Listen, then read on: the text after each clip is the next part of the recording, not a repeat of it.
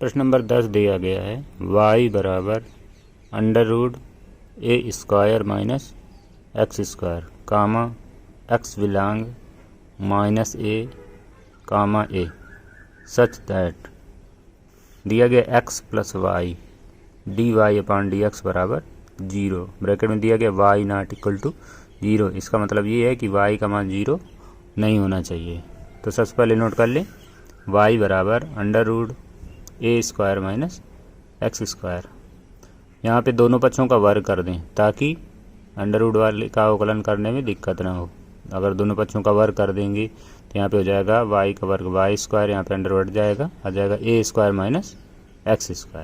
अब इसका अवकलन कर दें तो दोनों पक्षों का अवकलन करने पर तो y² का 2y, अभी y बचा तो y का dy/dx, a² अचर पद है माइनस तो a² का 0 माइनस x² का अवकलन 2x अर्थात प्राप्त हो गया 2y dy/dx बराबर माइनस का 2x।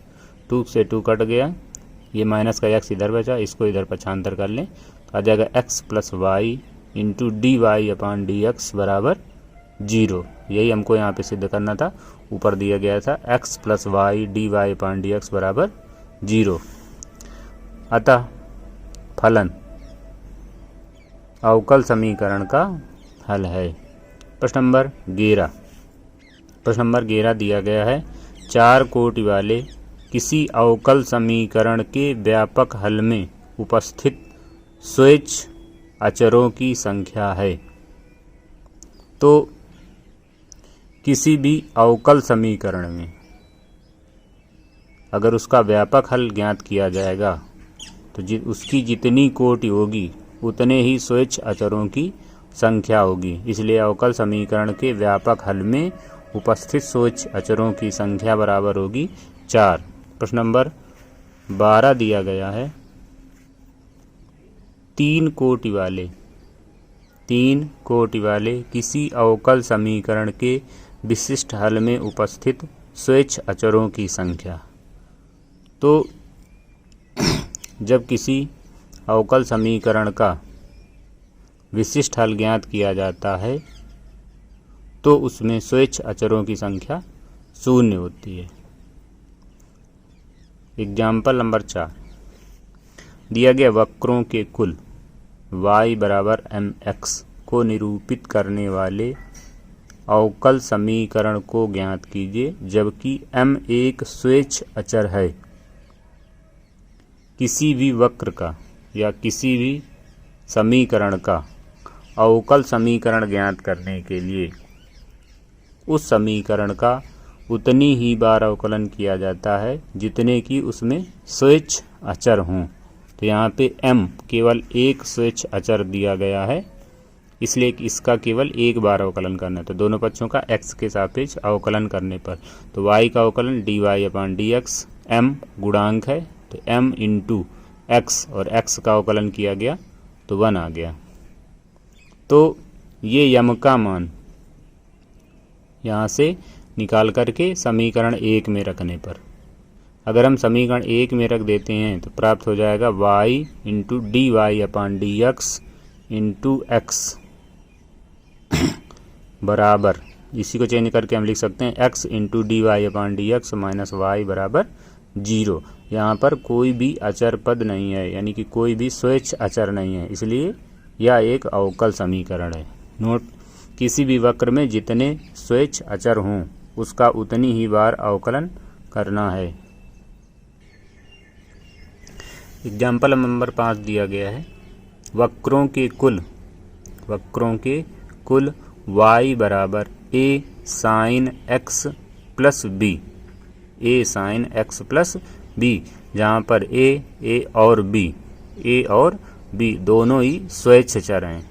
करेक्ट को निरूपित करने वाले अवकल समीकरण को ज्ञात कीजिए। तो सबसे पहले नोट कर लें y बराबर a sin x plus b। अब यहाँ पे दो स्वेच्छ अचर हैं, पहला है a दूसरा है b, तो इसका हमें 2 बार अवकलन करना है। तो इसमें जो है समीकरण नंबर 1 डाल दें, आ जाएगा y बराबर a sin x plus b इस पे समीकरण नंबर 1 डाल दें दोनों पक्षों का x के सापेक्ष अवकलन करने पर। तो y का अवकलन करेंगे तो y का अवकलन यदि x के सापेक्ष किया जाए तो जाएगा dy अपान dx। a गुणांक है तो इनटू में a आ गया। और साइन का अवकलन, तो साइन का अवकलन सब लोग जानते हैं, साइन का अवकलन कास होता है और जितना कोण दिया गया उसको यहाँ पे नोट कर लिया है। तो हो गया कास x प्लस बी इंटू, अभी इसका करना है x प्लस बी का, तो x का अवकलन 1 होता है और b का अवकलन 0। x का अवकलन यहाँ पे 1 होगा इसलिए 1 लिखा नहीं गया क्योंकि 1 का इसमें गुणा करने पे कोई अंतर नहीं आएगा। तो इस पे समीकरण नंबर 2 डाल दें। इस समीकरण का पुनः अवकलन करने पर, तो दोबारा अवकलन करेंगे तो dy अपान dx का x के सापेक्ष अवकलन करेंगे तो D square Y upon dx square बराबर a और इंटू, अब कास का अवकलन करेंगे तो कास का अवकलन हो जाएगा माइनस साइन, कास का अवकलन माइनस साइन और कोण यहाँ पे था x प्लस बी, तो वही यहाँ पे नोट कर लें x प्लस बी। माइनस चिन्ह का बाहर को गुणा करा दें तो आ जाएगा D square Y upon dx square बराबर minus a sine x plus B. इस पे समीकरण नंबर 3 डाल दें। अगर ध्यान से देखेंगे तो यहाँ पे प्राप्त हुआ है a sine x plus B, यही ऊपर समीकरण 1 में y का मान था, इसलिए समीकरण 1 और समीकरण 3 से यहाँ पे a sine x plus B की जगह पे हम y रख सकते हैं। तो यहाँ पे मान आ जाएगा D square Y upon dx square बराबर माइनस वाई को इधर पक्षांतर कर लें तो समीकरण प्राप्त हो जाएगा D square Y upon dx square plus y बराबर 0।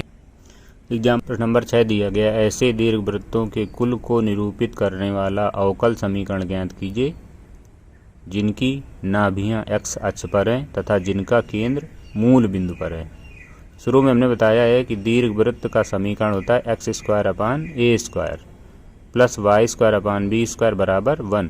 यदि a की वैल्यू v से बड़ी है, यदि a की वैल्यू v से बड़ी है तो दीर्घवृत्त का जो केंद्र होगा वह मूल बिंदु होगा तथा नाभियाँ x अक्ष पर स्थित होंगी। इसलिए समीकरण नोट कर लें, x square upon a square plus Y square upon B square बराबर 1। समीकरण इसको हम 1 डाल दें। इसका इस पे यहाँ पे जो है 2 अचर राशियाँ दी गई हैं, अर्थात यहाँ पे मान दिया गया ए स्क्वायर और बी स्क्वायर, अर्थात इस समीकरण का हमें 2 बार अवकलन करना है। सबसे पहले अवकलन कर लें तो एक्स स्क्वायर का अवकलन किया गया तो 2x आ गया और अपान में ए स्क्वायर प्लस वाई स्क्वायर का अवकलन किया गया तो 2y अपान में आ गया बी स्क्वायर। अभी यहाँ पे हमने केवल वाई स्क्वायर का किया है तो वाई स्क्वायर का 2y और इंटू वाई का D y upon d x बराबर 0 निकल आया।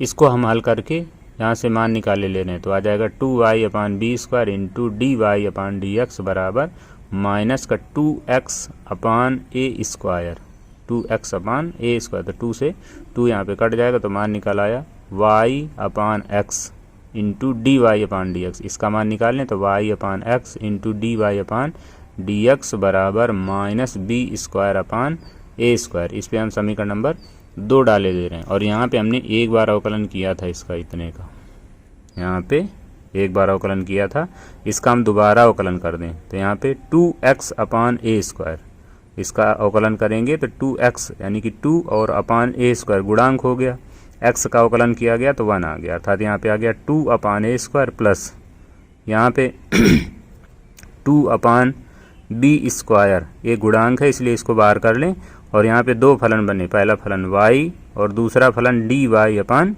D x. तो यहाँ पे गुणन का नियम लगेगा तो प्रथम फलन y इंटू द्वितीय का अवकलन अर्थात D y upon d x का अवकलन करेंगे तो D square Y upon d x square हो गया प्लस द्वितीय फलन अर्थात D y upon d x into प्रथम का अवकलन यानी कि y का अवकलन, तो y का अवकलन किया गया तो D y upon d x बराबर 0 प्राप्त हो गया। तो यहाँ से नोट करें 2 अपान बी स्क्वायर यहाँ पे नोट कर लिया, y into d square Y upon d x square plus ये d y upon d x into d y upon d x, तो इसको हम देख सकते हैं d y upon d x का होल स्क्वायर बराबर, ये इधर प्लस में दिया गया था इसको हम इधर पचांतर करेंगे तो माइनस का 2 अपान ए स्क्वायर, तो 2 से 2 कट जाएगा, अर्थात हमें प्राप्त हो जाएगा y into d square Y upon d x square plus d y upon d x का होल स्क्वायर बराबर minus b square upon a square. इस पर हम समीकरण नंबर 2 डाल दें तो समीकरण नंबर 3 डाल दें तो समीकरण 2 में B square upon a square का मान निकाला गया था। समीकरण 2 से B square upon a square का मान यहाँ पे रखने पर तो यहाँ पे प्राप्त हो जाएगा y into d square Y upon d x square plus d y upon d x का होल स्क्वायर बराबर y upon x into d y upon d x. तो इसको हम इधर पक्षांतर कर लें, इसको हम इधर पक्षांतर कर लें, साथ में बटे वाले एक्स को इस तरफ गुणा करा दें तो बटे वाले एक्स को इसमें गुणा कराया गया तो आ गया x y into d square Y upon d x square plus x का इस पर भी गुणा होगा तो x into d y upon d x का होल स्क्वायर और यहाँ पे बचा बराबर में y d y upon d x. तो इसको इधर पक्षांतर कर लें तो आ जाएगा माइनस का Y into d y upon d x बराबर 0। एग्जाम्पल नंबर 7 दिया गया है, एक्स अक्ष को मूल बिंदु पर स्पर्श करने वाले वृत्तों के कुल का अवकल समीकरण ज्ञात कीजिए। अर्थात ऐसा वृत्त जो एक्स अक्ष को मूल बिंदु पर स्पर्श करे, यदि एक्स अक्ष को वृत्त मूल बिंदु पर स्पर्श करेगा तो उसका केंद्र वाई अक्ष पर होगा। उसका केंद्र कहाँ पे होगा? वाई अक्ष पर होगा। अर्थात यदि हम यहाँ से यहाँ तक की दूरी ए मान लें, यहाँ से यहाँ तक की दूरी अगर ए मान लें तो इसका जो केंद्र होगा वह 0, ए होगा तथा त्रिज्या ए होगी। तो हमने मान लिया कि माना केंद्र 0, ए है तथा त्रिज्या ए है। इसलिए वृत्त का समीकरण सूत्र होता है एक्स माइनस एच का whole square plus Y minus K का होल स्क्वायर बराबर ए स्क्वायर। तो यहाँ पे हो गया एक्स माइनस 0 का whole square plus Y minus a का होल स्क्वायर बराबर ए स्क्वायर। तो यहाँ पे आ गया x square plus Y minus a का होल स्क्वायर बराबर ए स्क्वायर। या इसका हम वर्ग कर दें, यहाँ पे प्राप्त हो जाएगा एक्स स्क्वायर प्लस इसका वर्ग करेंगे वाई माइनस ए का, तो यहाँ पे आ जाएगा y square minus 2a y plus a square बराबर ए स्क्वायर। यहाँ पे ए स्क्वायर से ए स्क्वायर कट जाएगा तो प्राप्त हो जाएगा x square plus Y square minus 2a Y बराबर 0। तो यहाँ पे स्वेच्छ अचर केवल ए है, यहाँ पे स्वेच्छ अचर केवल ए है, इसलिए इस समीकरण का केवल हमें एक बार अवकलन करना है। तो एक्स स्क्वायर का अवकलन कर लें, एक्स स्क्वायर का अवकलन करेंगे तो आ जाएगा 2x into plus Y square का अवकलन करेंगे तो 2y into d y upon d x minus यहाँ पे दिया 2ay दिया गया तो 2a गुणांक है, इसको बाहर कर लें तो और y का अवकलन केवल करना है तो y का अवकलन किया गया तो 2y D y upon d x बराबर 0। अब यहाँ से इस पे 2 है, इस पे 2 है और यहाँ पे भी 2 है तो सभी से 2 कॉमन ले लें तो यहाँ से 2 कॉमन तो ब्रैकेट में आ गया x plus y d y upon d x बराबर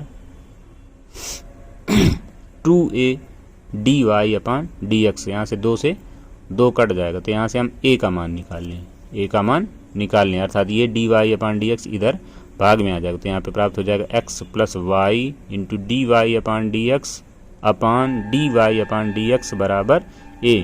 इस पे हम समीकरण नंबर 2 डाल। ऊपर समीकरण 1 दिया गया था X square plus Y square minus 2ay बराबर 0। यदि हम यहाँ पर a का मान रख दें, क्योंकि यहाँ पे समीकरण 2 में हमने a का मान निकाल लिया, इसलिए समीकरण 1 और 2 से, या ये कह लें कि समीकरण 1 में a का मान रखने पर, तो समीकरण 1 में यदि a का मान रखा गया तो x square plus Y square minus 2y बाहर कर लें और ब्रैकेट में a का मान रख दें तो x plus y into d y upon d x और अपान में d y upon d x बराबर 0। एक्स स्क्वायर और वाई स्क्वायर के नीचे वर्गमूल मान लें और पूरे का एलसीएम ले लें तो पूरे का एलसीएम लेंगे तो एलसीएम आ जाएगा d y upon d x और तो x square plus Y square into d y upon d x minus 2y into x plus y into d y upon d x बराबर 0। तो जो बटे वाला मान है इसको हम उधर पक्षांतर कर लें तो बराबर में 0 चला जाएगा, अर्थात यहाँ पे आ जाएगा x square plus Y square into d y upon d x minus 2xy। यहाँ पे अंदर गुणा करा दें 2y का तो यहाँ पे गुणा कराएंगे तो 2xy आ जाएगा और यहाँ पे माइनस इसका इसमें गुणा करा दें तो 2y square into d y upon d x बराबर 0। तो यहाँ पे d y upon d x है और यहाँ पे d y upon d x है, दोनों से d y upon d x common ले लें तो यहाँ पे मिल जाएगा x square plus Y square minus 2y square into d y upon d x बराबर 2x वाई। तो ये वाई स्क्वायर माइनस का और ये प्लस का, इसलिए दोनों आपस में घट जाएंगे। तो यहाँ पे बचेगा x square minus y square bracket में d y upon d x बराबर 2x वाई। तो यहाँ से मान निकालें d y upon d x का, अर्थात आ जाएगा 2x y upon x square minus.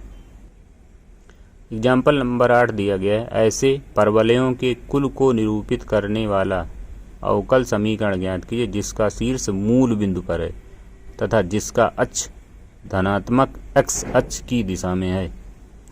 तो हमने बताया है कि परवलय का समीकरण, परवलय के 4 समीकरण होते हैं। पहला समीकरण वाई स्क्वायर बराबर 4ax, दूसरा वाई स्क्वायर माइनस 4ax, और तीसरा समीकरण एक्स स्क्वायर बराबर 4ay, और चौथा समीकरण वाई एक्स स्क्वायर बराबर माइनस 4ay। इस पे वाई स्क्वायर है, वाई स्क्वायर है और प्लस का 4ax दिया गया है। वाई स्क्वायर बराबर प्लस का 4ax दिया गया। इसका मतलब है कि ये x अक्ष के परितः सममित होगा और इसका अक्ष जो है x अक्ष की धन दिशा होगा, इसलिए हमने इसी को नोट कर लिया। तो परवलय दिया गया वाई स्क्वायर बराबर 4ax।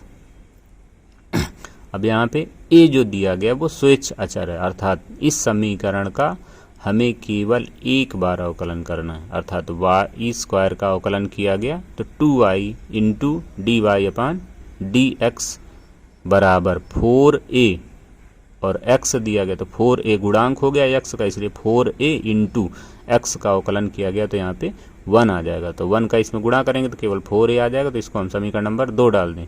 और ऊपर वाई स्क्वायर बराबर 4x जो दिया गया था इसमें समीकरण नंबर 1 डाल दें, तो यहाँ पे हम 4ax का मान रख सकते हैं। इसलिए समीकरण 2 से 4a का मान समीकरण 1 में रखने पर तो यहाँ पे प्राप्त हो जाएगा वाई स्क्वायर बराबर 2y into d y upon d x और इंटू एक्स। तो यहाँ से प्राप्त हो जाएगा y square minus 2xy into d y upon d x बराबर 0।